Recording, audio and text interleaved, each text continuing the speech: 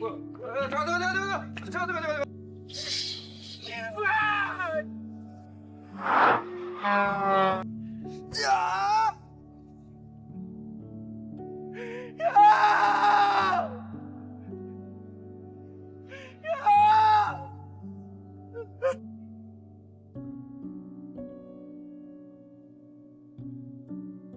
Film ini dimulai dengan adegan pertandingan judo tingkat nasional menampilkan laga partai final. Seorang atlet muda yang tengah banyak diperbincangkan, sebut saja Agus, mengenakan seragam putih. Namun ia harus menerima kekalahan setelah mendapat bantingan keras yang menyebabkan cedera serius pada saraf optiknya sehingga mengakibatkan kebutaan permanen. Di tempat lain, seorang tahanan bernama Bejon tampak memohon kepada petugas lapas, bukan meminta donasi untuk operasi mata Agus. Ia justru meminta pembebasan bersyarat dengan alasan kekhawatirannya terhadap adiknya yang baru saja kehilangan penglihatan. Bejon mengatakan bahwa ia ingin berada di sisi adiknya untuk merawat dan menjaganya, terutama karena adiknya hidup seorang diri setelah kedua orang tua mereka telah lama tiada. Sebagai bukti, Bejon menunjukkan potongan koran yang memberitakan kondisi Agus. Berusaha meyakinkan petugas bahwa ia adalah kakak dari Agus.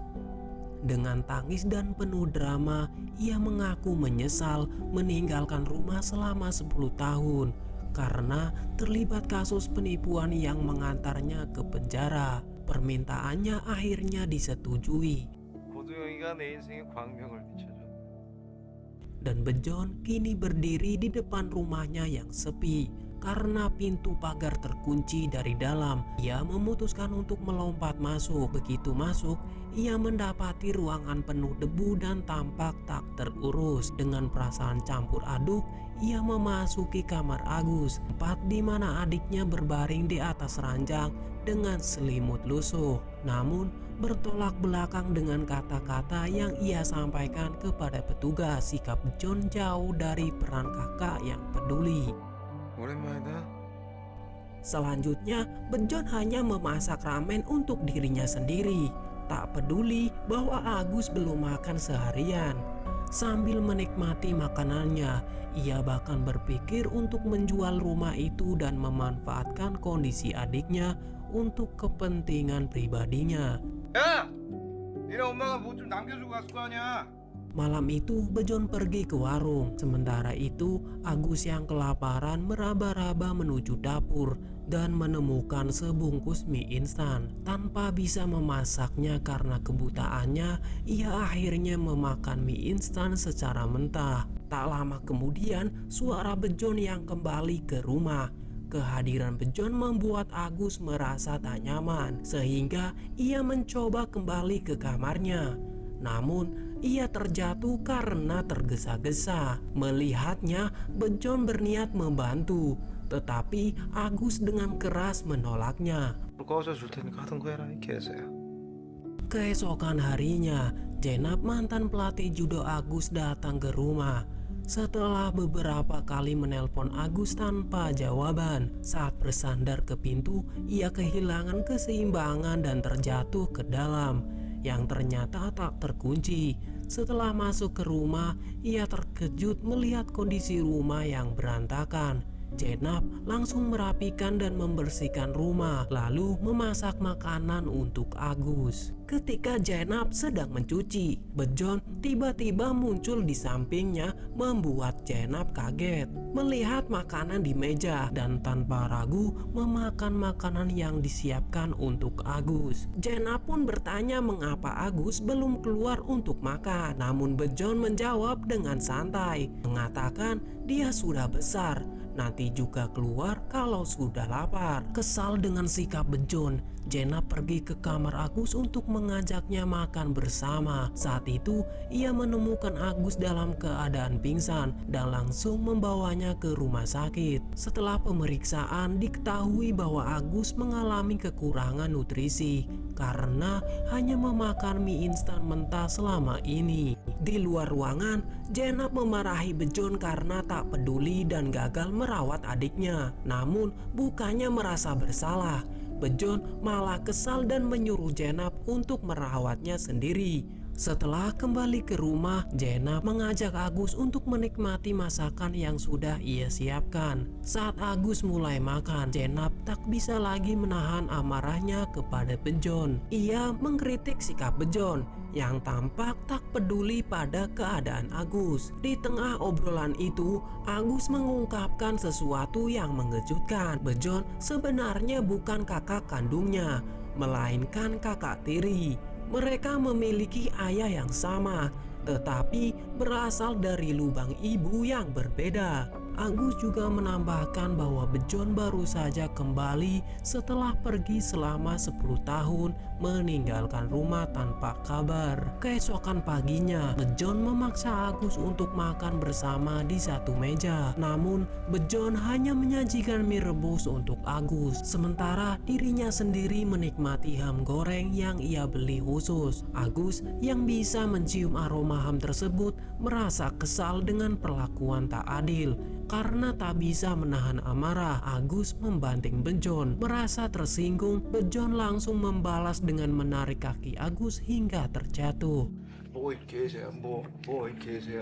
Beberapa hari kemudian, Bejon mendatangi sebuah bank dengan maksud mengambil uang warisan milik Agus yang tersimpan di sana. Saat Bejon mencoba meyakinkan pihak bank bahwa dirinya adalah kakak Agus, petugas bank menolak permohonannya. Mereka menjelaskan bahwa Bejon tidak dapat menarik uang tersebut tanpa surat kuasa resmi dan diberi stempel oleh Agus. Bejon mulai mengubah sikapnya terhadap Agus. Ia tiba-tiba bersikap baik dan perhatian, bahkan membelikan makanan enak untuk Agus, hal yang sebelumnya jarang sekali ia lakukan. Namun di balik sikap manis itu tersimpan niat tersembunyi. Bejon berencana memperoleh stempel resmi Agus agar bisa mengambil uang warisan yang disimpan di bank dengan dalil bahwa abu jenazah orang tua mereka harus segera dipindahkan ke pemakaman keluarga. Bejon merayu Agus untuk memberikan stempel persetujuan sebagai perwakilan keluarga. 납골당 이전하는데 인감이 왜 필요해? Setelah berhasil mendapatkan stempel Agus, Bejon segera kembali ke bank dan menggunakan stempel itu untuk mencairkan uang warisan yang seharusnya menjadi milik Agus. Tanpa pikir panjang,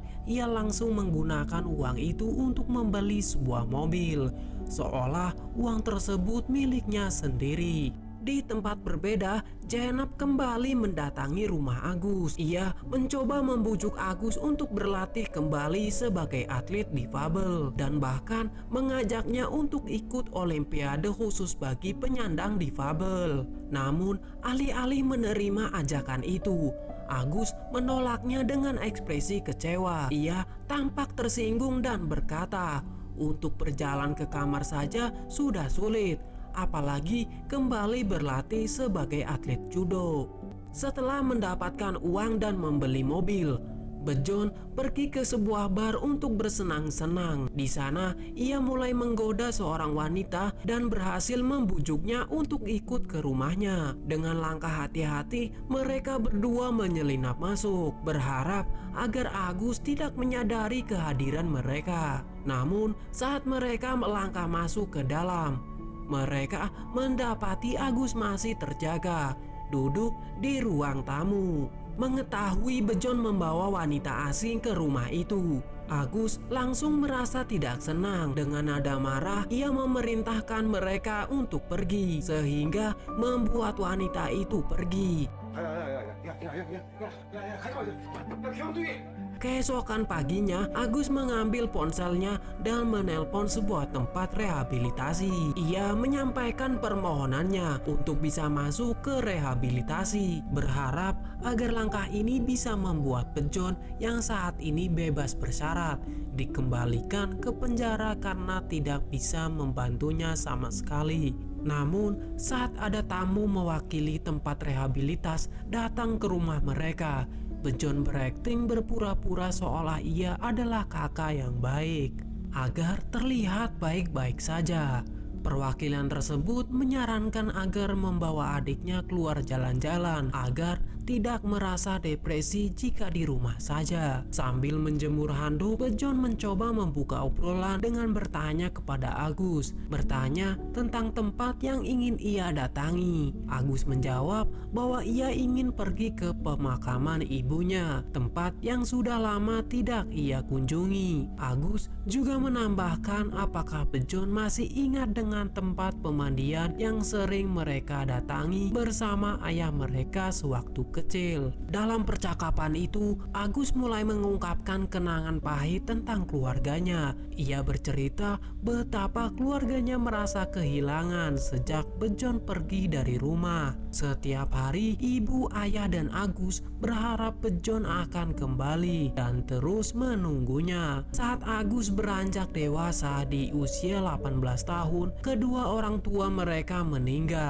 meninggalkan Agus seorang diri untuk mengurus pemakaman mereka. Saat itulah Agus mulai membenci Bejon. Mendengar cerita itu, Bejon hanya bisa terdiam. Kata-kata Agus menghantamnya seperti tamparan keras, seolah menyadarkan dirinya akan kesalahan yang sudah lama ia abaikan. 그때 접었어.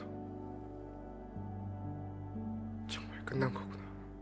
Keesokan paginya, Bejon membangunkan Agus dan memaksa mengajaknya ke pemandian yang dulu sering mereka kunjungi saat kecil. Agus sempat ragu, tapi akhirnya setuju. Di tempat pemandian, Bejon dengan penuh perhatian menggosok punggung Agus, membuat suasana jadi sedikit lebih akrab. Ternyata cerita Agus tentang keluarganya kemarin telah memberi pengaruh pada Bejon. Bejon akhirnya membuka suara dan mengungkapkan alasan sebenarnya mengapa ia pergi dari rumah 10 tahun yang lalu. Ia bercerita bahwa ia terpengaruh oleh kabar miring dari orang-orang di sekitarnya. Mereka memprovokasinya, mengatakan bahwa ayah Agus dan ibu tirinya berharap agar ibu kandung Bejon cepat meninggal ketika mereka merawatnya dulu, agar mereka bisa segera menikah. Perkataan itu membuatnya terluka dan marah, walaupun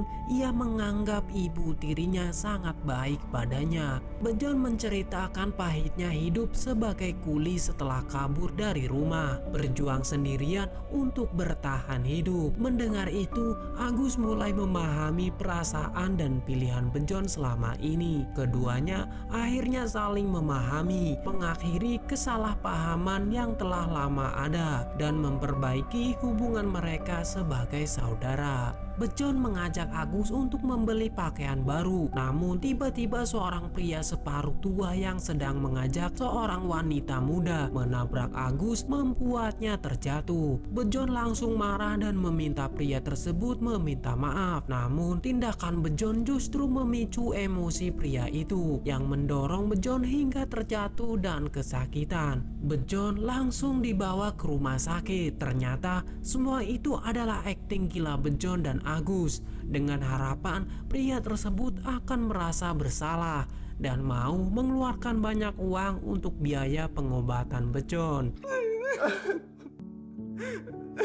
Pada malam harinya, Jenab kembali menemui Agus untuk membujuknya agar mau berlatih dan mengikuti seleksi olimpiade. Namun, Agus tetap bersikukuh tidak mau kembali menjadi atlet. Mendengar pembicaraan itu, Bejon marah pada Jenab dan menyuruhnya untuk tidak memaksa Agus jika dia tidak mau melakukannya. Ia bahkan menyuruh Jenab pergi dari rumah mereka. Karena suasana yang sempat tegang, Agus mengusulkan untuk makan bersama demi mencairkan suasana. 코치님도 드시고 가세요. Bejon segera keluar untuk membeli daging. Namun, ia bertemu Tejo, seorang yang pernah membuatnya kesal sebelumnya. Pertemuan pertama, Tejo merebut rokok persediaan terakhir saat mereka bertemu di toko. Dan pertemuan kedua, Tejo bahkan mengambil minuman yang sudah Bejon letakkan di kasir. Lebih dari itu, ternyata Tejo juga sempat menipu warga sekitar dengan berpura-pura menjadi petugas gereja untuk mengumpulkan donasi. Padahal uang yang ia dapatkan hanya untuk memenuhi kebutuhannya. Meski kesal, Bejon tetap mengajaknya makan bersama. Apalagi Tejo ternyata tetangga mereka. Saat makan, suasana perlahan mencair. Setelah sekian lama, Agus akhirnya bisa tertawa lepas dan momen tersebut terasa hangat dan penuh keakraban. Melihat hubungan mereka yang membaik, Jenab pun merasa lega dan ikut bahagia. Setelah makan, Jenab meminta tolong pada Bejon untuk membujuk Agus agar mau kembali berlatih. Menurutnya, Agus adalah bintang yang belum bersinar namun sudah jatuh. Ketika Agus kesulitan mencuci mangkok dan gelas, Bejon menyuruhnya untuk mencari pasangan. Namun Agus mengaku tidak pernah dekat dengan perempuan karena dulu terlalu sibuk berlatih. Mendengar itu, Bejon memutuskan untuk mengajarinya beberapa trik menggombal agar Agus lebih percaya diri dalam mendekati wanita. 새끼야 그건 야리는 거고 이 개새. Untuk membuat Agus terlihat menarik, Bejon memotong rambutnya dan memberikannya setelan jas serta kacamata hitam. Setelah penampilan Agus disempurnakan, Bejon membawanya ke sebuah bar untuk mencari seorang wanita. 마음의 눈으로 보면 전 어떻게 보이나요? 전지현이요? Singkat cerita, keesokan paginya Bejon menerima panggilan dari rumah sakit untuk mengambil hasil pemeriksaan setelah insiden keributan di toko pakaian. Saat konsultasi di ruang dokter, ia menerima kabar mengejutkan. Hasil CT scan menunjukkan bahwa ia menderita kanker pankreas stadium akhir. Dokter menjelaskan bahwa kondisinya sudah terlalu terlambat untuk dioperasi dan berdasarkan perkiraan waktu hidupnya mungkin hanya tersisa 3 bulan. Pernyataan dokter membuat Bejon sangat frustasi. Ia mengamuk di rumah sakit merasakan putus asa yang mendalam. 돈 줄게. 돈 줄 테니까 접수 좀 해봐 씨발아. Dalam keadaan bingung dan tertekan, ia bahkan mempertimbangkan untuk bunuh diri dengan menabrakkan mobil yang ia bawa. Namun, saat melaju dengan kecepatan tinggi, ia tiba-tiba teringat pada Agus, adiknya yang belum bisa menjalani hidup mandiri. Keesokan paginya, Agus mencoba memasak telur untuk sarapan, berniat memberikan kejutan kepada Bejon yang dulu sangat menyukai telur. Namun, karena belum terbiasa memasak, Agus tak sengaja menjatuhkan nampan berisi telur yang membuatnya melukai kakinya sendiri. Melihat kejadian itu, Bejon langsung marah dan menegur Agus karena nekat masak sendiri dan mengatakan jika mau makan bilang saja padanya. Bejon pun segera mengobati luka Agus. 엄마 보고 싶다며. Bejon membawa Agus ke pemakaman orang tua mereka, tempat di mana kenangan keluarga seakan kembali terbangun. Saat beranjak pulang, Bejon meminta Agus menunggu di dalam mobil, berdalil hanya ingin ke kamar mandi sebentar. Namun, alih-alih itu, Bejon kembali ke makam orang tuanya dan mengatakan kepada orang tuanya bahwa ia akan menyusul mereka sebentar lagi. Ia juga menambahkan ia tidak takut akan kematiannya, hanya khawatir dengan kehidupan Agus nanti siapa yang akan menjaganya dan merawatnya kalau ia meninggal. Ketika sampai di rumah, mereka duduk dan makan bersama. Bejon dengan nada yang lebih lembut dari biasanya mulai membujuk Agus untuk kembali berlatih menjadi atlet, mencoba meraih kembali semangat adiknya yang dulu. Namun Agus menolak dengan alasan ia bahkan kesulitan hanya hanya untuk pergi membeli mie instan ke toko, apalagi untuk kembali berlatih. Lalu Bejon mengatakan ia dan semua orang bahkan Jenab akan siap membantunya untuk berlatih kembali. Bejon membawa Agus ke lapangan tempat mereka sering bermain saat kecil. Dengan penuh harap, Bejon meminta Agus untuk mencoba berlari.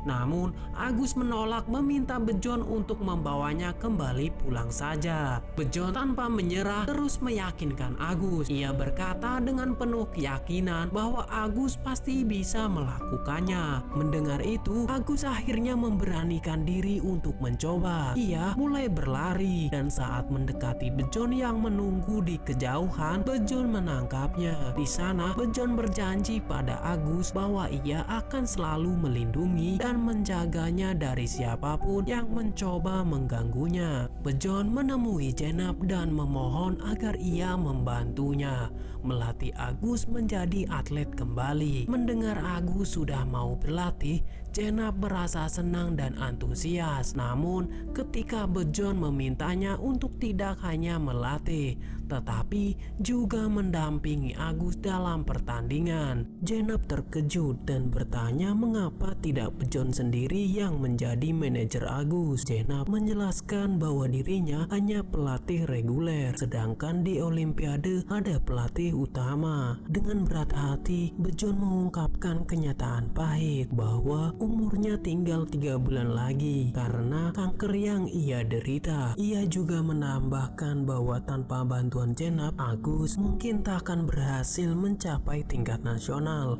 그래서 고두 형 혼자라고 좀 도와줘요. 부탁 좀 드릴게요. Tersentuh oleh permintaan Bejon, Jenab akhirnya bersedia meminta izin kepada kepala pelatih bahwa ia ingin menjadi pelatih judo Olimpiade. Namun keputusan itu mendapat pertentangan dari kepala pelatihnya. Tetapi Jenab bersikeras karena sudah berjanji pada Bejon dan ingin membuktikan pada Agus. Walaupun hanya kegelapan ada di depannya, ia tetap bisa menjalani hidupnya dengan senyuman. Mendengar hal itu dengan terpaksa, Jenab pun diizinkan. Di tempat lain, Bejon menjual mobilnya, mengingat karena umurnya yang tak panjang lagi. Hari seleksi atlet untuk Olimpiade akhirnya tiba. Sebelum berangkat, Bejon memberi Agus sebuah tongkat sambil memuji bahwa Agus adalah orang buta tertampan di dunia. Saat pertandingan dimulai, Agus terlihat ragu, takut melukai lawannya. Namun dari pinggir lapangan Bejon berteriak yang membuat Agus kembali percaya diri. 야 고두 형, 뭐 상대 선수 다칠까봐 뭐 쫄았냐? Agus pun berfokus dan mengerahkan semua kemampuannya, berhasil mengalahkan lawannya dan lolos menjadi atlet parade Olimpiade. Ia pun mengikuti camp latihan intensif selama 2 bulan. Di rumah, Bejon sibuk menyiapkan beberapa keperluan Agus, mulai dari makanan, mengganti piring makanan kaca menjadi piring plastik, sampai merenovasi beberapa bagian di rumah agar rumahnya lebih nyaman untuk Agus setelah kepergiannya nanti. Di sisi lain, Bejon mulai mengonsumsi banyak obat karena penyakitnya sudah mulai terasa menyakitkan. Setelah 2 bulan latihan secara intensif, Agus akhirnya pulang ke rumah bersama Jenab untuk mempersiapkan barang-barang yang akan ia bawa ke Paralimpiade di Brazil. Ia merasa senang merasakan rumah yang terasa nyaman untuk ia bergerak. Bejon yang membantu mengemasi barang-barang Agus. Agus mengajak Bejon untuk ikut bersamanya. Namun Bejon menolak dengan alasan bahwa ia sudah mendapatkan pekerjaan baru di luar kota. Bejon yang sebenarnya berbohong untuk menyembunyikan kondisi kesehatannya. Di malam itu pun mereka saling bercanda dan tersenyum bersama. Keesokan paginya, Jenab tiba di rumah untuk menjemput Agus untuk berangkat ke Brazil. Bejon menitipkan Agus pada Jenab dengan penuh harap agar ia selalu mendampingi adiknya selama pertandingan. 좀 잘 해봐요. 수아 잘 된다. 빨리 갑시다. 자, 비행기 시간 괜찮아. Singkat cerita, Agus berhasil menembus final setelah melalui pertandingan sengit di semifinal. Dengan penuh antusias, ia segera menghubungi Bejon untuk membagikan kabar baik itu, mengabari bahwa ia akan bertanding di partai final. Di sisi lain, Bejon mengangkat telepon dari adiknya sambil menahan rasa sakit yang ia sembunyikan, seolah tidak terjadi apa-apa sambil meminum obat. Berusaha mendengarkan cerita Agus tentang pengalaman serunya di Brazil. Keesokan harinya, Bejon meminta tolong pada temannya Tejo untuk menanam pohon di halaman rumahnya. Tiba-tiba Bejon merasakan kesakitan yang membuatnya tergeletak. Tejo pun membawanya ke rumah sakit. Bejon yang berbaring meminta tolong pada Tejo untuk memasang alarm dan membangunkannya tengah malam karena dia ingin menonton pertandingan final adiknya. Pertandingan final hampir dimulai, tapi Agus tampak gemetar. Ingatan tentang pertandingan yang membuatnya cedera dan kehilangan penglihatannya kembali menghantuinya. Jenab mencoba menenangkannya, menawarkan minum, tetapi Agus meminta untuk mundur di pertandingan final. Dengan berat hati, Jenab akhirnya memberitahu Agus tentang kondisi Bejon yang sebenarnya, bahwa waktu kakaknya mungkin tak lagi panjang. Jenab menyemangatinya untuk tetap maju, berharap Agus bisa mempersembahkan medali emas sebagai hadiah terakhir untuk kakaknya. Mendengar itu, Agus bergegas pergi keluar dari arena pertandingan, meminta kepada Jenab untuk mengantarnya kembali pulang ke Korea karena khawatir dengan kondisi kakaknya dan ingin menemaninya. Namun Jenab mengingatkan bahwa jika Agus pulang sekarang, perjuangan dan pengorbanan Bejon akan sia-sia. Setelah merenung, Agus meminta waktu sebentar untuk menelpon kakaknya sebelum pertandingan. Agus mengatakan kepada Bejon agar dirinya tidak perlu khawatir padanya karena ia yakin bisa menang di pertandingan final. Agus juga meminta Bejon bertahan menunggunya kembali. Mendengar kata-kata adiknya, Bejon tak bisa lagi menyembunyikan air matanya. Ia menyadari bahwa Agus sudah mengetahui kebenaran tentang penyakitnya. Agus bertanya apakah rasanya sangat menyakitkan, yang membuat Bejon tak bisa menahan air matanya, meminta Agus untuk segera pulang.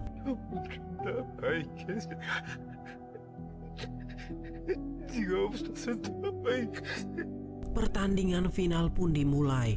Terlihat Agus menghadapi lawannya yang kuat, atlet dari Turki. Terlihat Agus berhasil dibanting, namun itu berada di luar batas sehingga menjadi pelanggaran. Pertandingan pun dilanjutkan. Agus membuat kesalahan sehingga bahunya jadi korban hingga setengah poinnya hilang. Bejon yang menonton pertandingan siaran langsung itu merasa cemas dan panik karena skor adiknya tertinggal, sehingga membuat ia meminta rokok pada Tejo untuk menenangkan pikirannya. Namun Tejo tidak memberikannya karena ia tidak membawanya dan beralasan ia sudah berhenti merokok. Pertandingan dilanjutkan. Sebelum itu Agus teringat akan momen bersama kakaknya, menjadikan sebuah motivasi, membuat ia kembali bersemangat. Melihat bahwa lawannya telah kehabisan stamina, Agus pun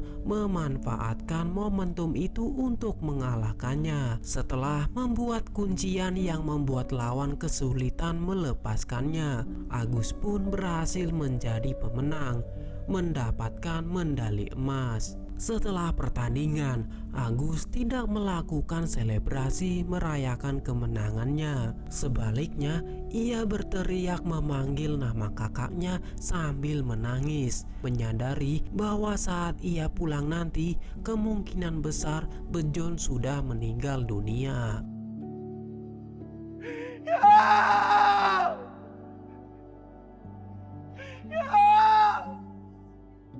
Waktu pun berlalu dan Agus kembali ke Korea, di mana ia mendapati kenyataan pahit. Bejon telah tiada meninggal dunia. Tejo ditugaskan untuk menjaga Agus. Tejo juga memberikan sebuah rekaman suara yang dititipkan oleh Bejon untuk Agus. Pesan suara itu berisi kata-kata motivasi yang penuh semangat, mengingatkan Agus untuk tetap berjuang dan tidak melupakan impian serta perjuangan yang telah mereka lalui bersama. Pesan tersebut menjadi pengingat bagi Agus tentang cinta dan dukungan yang selalu diberikan Bejon meskipun kini ia telah pergi. Film pun berakhir.